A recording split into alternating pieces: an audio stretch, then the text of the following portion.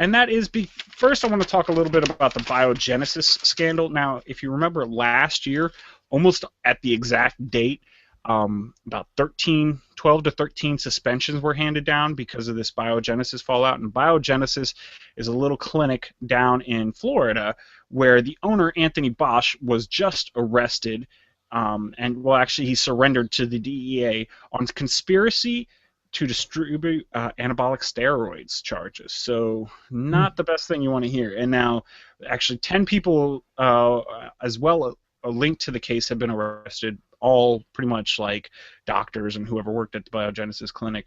But last year at this time, you had some of the biggest names in baseball get suspended right before the playoffs, and you had Ryan Braun, you had Melky Cabrera, Nelson Cruz, Alex Rodriguez, so on and so on, and they all missed the playoffs, really kind of casting a black cloud over just the whole postseason last year.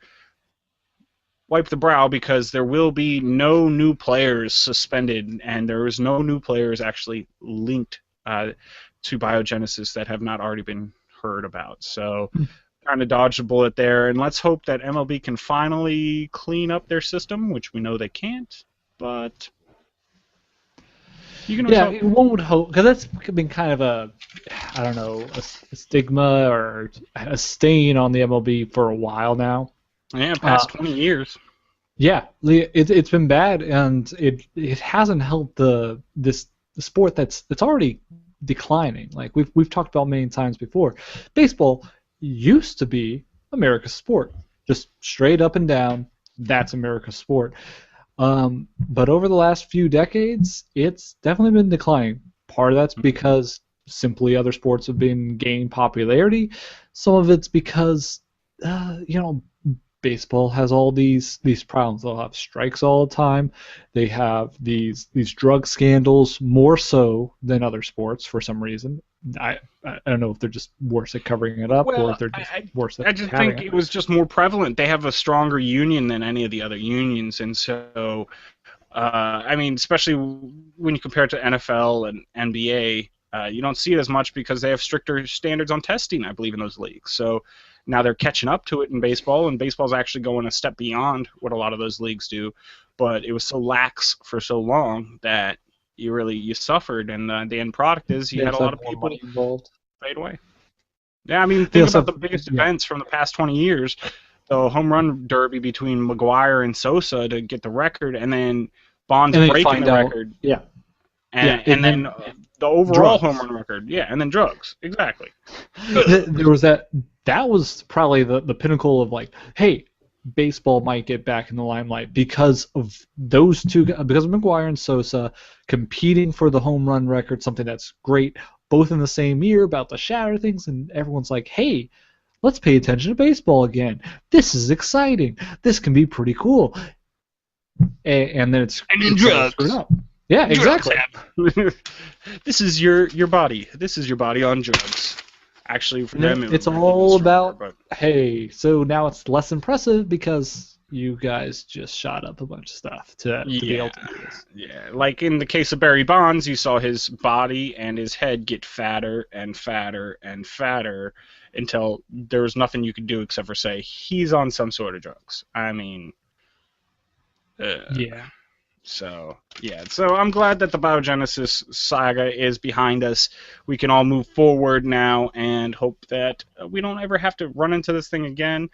But unfortunately, when you have competitive sports, the whole green-eyed monster of jealousy is always going to rear his ugly head, and somebody's going to try to do something to get ahead. And maybe baseball's especially susceptible because they do get potentially the most pay, often the most pay, because baseball doesn't have a cap. The big baseball teams do have a whole lot of money, so they do shell out a lot of money. So there's more motivation there, but there's also, it's a little bit, I don't want to say an individual sport, but there's a lot of opportunity for individuals to shine by boosting their own abilities, like whether helping your hitting game, which always gets attention, or being faster out on the field, because there is team aspects to it, but there's a lot of strong individual aspects that you don't necessarily see in some of the other big sports. Like, I mean, you're well, it's certainly not correct.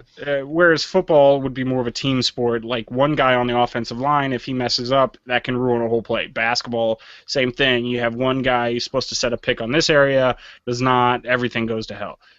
Baseball, it's a lot more individual. Now there are some team plays, like for instance, like a double play, a triple play, getting guys out. You do need one guy to throw two of the other guys, so you need both of them to do the right thing. It's not an right, individual sport, but there is that dynamic. It's more So of an individual sport. they try to stand out a bit more, maybe. Especially because, again, they also have the motivation of higher major pay and everything like that. So that's true. So, but yeah, again, glad to see that issue behind us. And that brings me on to one other thing I want to call shenanigans real quick, and that is on the Detroit Tigers and the Tampa Bay Rays, because it is not fair for you to have the past 3 Cy Young AL winners on your roster. And when I say that, they traded for David Price, talked about that during our trade deadline talk. He won last year, 2 years ago, AL Cy Young. The year before that was Justin Verlander, and last year was Max Scherzer, so yeah, you're cheating, and we all know it. Maybe not with steroids, but you got some sort of dirt on the Tampa Bay Rays that, like, you have like pictures of the owner in his underwear or something. That's why they traded you David Price for like nothing. I mean, come on, this is like the biggest stacking the chips to one side that I've seen in a long time. And yeah, I still think that the Oakland A's are going to win, but you never know. We'll find out. But I call shenanigans. We need to have some drugs. sort of... Maybe it is drugs. Maybe drugs. Maybe they have pictures of their other players using drugs, or of the owner using drugs. Maybe they did like one of those Maybe movies, knocked them unconscious and like stuck them with drugs. Yeah. And maybe they have pictures of someone taking pictures of them doing drugs. It's pictures of pictures taken with drugs being done. That is coming straight from words from my face, rumor mill, allegedly. I will always say allegedly when we make up crazy stuff like that. And it's not even allegedly because nobody has alleged it. But yes, we are going to say it right now. No basis for this other than I got this feeling. He's got a feeling deep inside, and that tells him that maybe they have a picture of somebody taking a picture of somebody doing drugs while knocked unconscious by a secret Soviet spy. Why the Soviets would be spying, I don't know. Especially since the Soviet Union broke up like decades ago. It's a time-traveling Soviet spy that came to the future to drug an owner of the Tampa Bay Rays while somebody took pictures, and then somebody else took pictures of that picture. Yeah, the Soviets kind of assumed back then that there would still be the Cold War going on, so they wanted to ruin America's favorite sport from the time that they left. That's what they were doing. It didn't work out as well, but they still had to finish the job. They didn't anticipate that baseball would go downhill a little bit, so and that the Soviet Union would break up. And the Cold War would be over. Putin's still trying to pull that thing together, so you never know about it. It's not happening right now. Oh, and this just turned into words to my face politics. Okay, that would be our next we're really just having fun filling this show. But yeah, then the last MLB subject I wanted to talk about was the stupid unwritten rules in baseball. Now, these have been around since about 1870 when the sport started, where it's stupid little things like when you're out, let's say I'm on the opposing team, I hit a ball, ground ball, I run to first, I'm out at first. When I'm running back to my dugout, which is on the other side of the field, if I run across the mound, you automatically are going to get hit by a pitch the next time you stand up for bat. Like, it's crazy stuff like that. Like, you hit my player, I hit two of your players. I mean, there's just all these crazy little idiosyncrasies in baseball that make no sense to 95% of the people who play/watch baseball, but these players decide to hold on to with their death grip, and they won't let them go. And that is because Andrew McCutchen just this week got hit in the back and suffered a really serious back injury just a night after Paul Goldschmidt of the Arizona Diamondbacks got hit in the hand and broke his hand. So Paul Goldschmidt gets up. I believe one of the Pirates got hit earlier. It didn't look like on purpose. I'm not 100% sure on that. But he got hit, so they were going to retaliate by hitting one of their better players on the Arizona Diamondbacks, and that's Paul Goldschmidt. Paul breaks his hand. Can't play anymore for the rest of the season. Now, not as big of a deal. He's a great player. You don't want to ever see an injury like that. But Arizona really isn't in contention. But right now, Pittsburgh is in one of the hottest races to win their division with the Milwaukee Brewers and the St. Louis Cardinals, and Andrew McCutchen has been playing at an all-star level. So he gets up, and what do they say? Hey, it's our turn to get back at you guys. Beans him right in the back. He might have broken a rib for all I know. I mean, it looked painful. And now he's out for the next 4 to 6 weeks. And so what have you done? You've taken the sport, which is usually a lot of fun, great to watch, taken one of the most exciting players out there, and you've ruined them due to your unwritten rules. I mean, it's ridiculous. What are you guys thinking? Do you want to ruin your sport? Do you not want people in America to watch it? I mean, Pittsburgh is a sports town. Through and through, it's a sports town. They support their Steelers better than almost any other team except for Washington people. But but they support their hockey team, and everybody knows hockey's not that exciting. So if you have raucous support for your hockey team, and then their baseball team was finally doing good. I was going to ask though. Okay, now do we think this is another one of those things hurt in sport? Like we just talked about, there's lots of things hurt in baseball right now, lowering its popularity.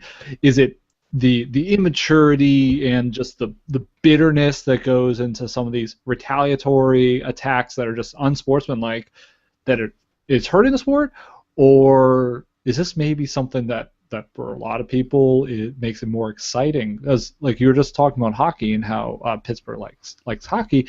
Hockey is another sport that there is a lot of just bitter fights. Yeah, but the difference between that and hockey is in hockey, if you're going to get into a fight, let's say one player gets a big hit on your star player, what do? You go get your 2 goons off your bench, you send them in, and they fight. You have, like, special fighters for that. You don't go after the star players. Sidney Crosby never gets into fights, and that's because he would probably get whooped in most of them and possibly injured, and nobody wants to do that in sport. To some degree, it's also a bit of a more fair fight because it's an actual fight. It's 2 guys duking it out or whatever. Not me throwing a ball at you. Yeah. At 100 miles an hour, possibly ending your career. I mean, think about one of those pitches if they go to the head. Up from behind and like beating a guy with his stick to the back while he's not, or like hitting with the blade of his skate in the back or something like that. Well, I mean, related to like let's talk about football. I mean, let's say the New Orleans Saints. Yeah. Well, New Orleans Saints are a bad example. They had the whole Bounty Gate scandal. Yeah. Let's say another team. There you go, though. That was a scandal, though. Like, people don't like to see. They didn't like it. But let's say the Denver Broncos. Let's say Peyton Manning gets sacked, and it's a really hard sack. You don't have John Fox on the sidelines telling Von Miller, all right, next play, I want you to go in there, and I want you to take their quarterback out of his career, just to, like, hit him in his knees. It doesn't happen like that. I mean, it's like, okay, they hit our guy hard. Well, we want to hit him hard, but let's do it cleanly. It just becomes a childish sport if it's just... And unnecessary roughness is something we get pissed about a lot because there are severe penalties against it, and we always think, hey, that was stupid for my team to do. We're hurting ourselves in the game because there's a real incentive against doing stupid stuff like unnecessary roughness or bad hits that are clearly going to give bad injuries and things like that. Yeah, you know what? And if you want to set an example to the other team, you want to say, hey, you did this to our player, we're not going to stand up for it. How about you strike out their best player 5 times in a night and show them, hey, you know what? All you're going to do is fuel our anger to play better. Fuel that passion we have inside instead of saying, hey, you hit my best player, now I'm going to hit you right in the back, so get ready for it. I mean, it's kind of a bad precedent. In major sports, I don't think that really has any place, but it's been there for over 100 years, so... That's another question. What does baseball do about it? Like, do they do anything, or there's not really much penalties? Like, if you hit a guy that's at bat, he gets a base. They barely suspend their players for stuff like that. They need to do a lot more, and that's part of the problem is that the institution has not cracked down on it more, and so you see it happening. And again, it's been happening for the past 100 years, and so it seems like they're content to let it go on. But I say clean up the sport a little bit more, and you might have a more exciting sport because your best players will still be there to make it exciting. So. That's just my 2 cents. Let us know what you guys think about any of our baseball stories. Hit us up at Words for My Face on Twitter, wordsformyface@gmail.com. Of course, comments down below. and Google Plus and Facebook. All things you can get a hold of us at. We'd love to know what you think about that stupid unwritten rules, how shenanigans should be called on Detroit, and what was our first baseball story? Oh yeah, biogenesis is gone, bye-bye. So, yeah, let's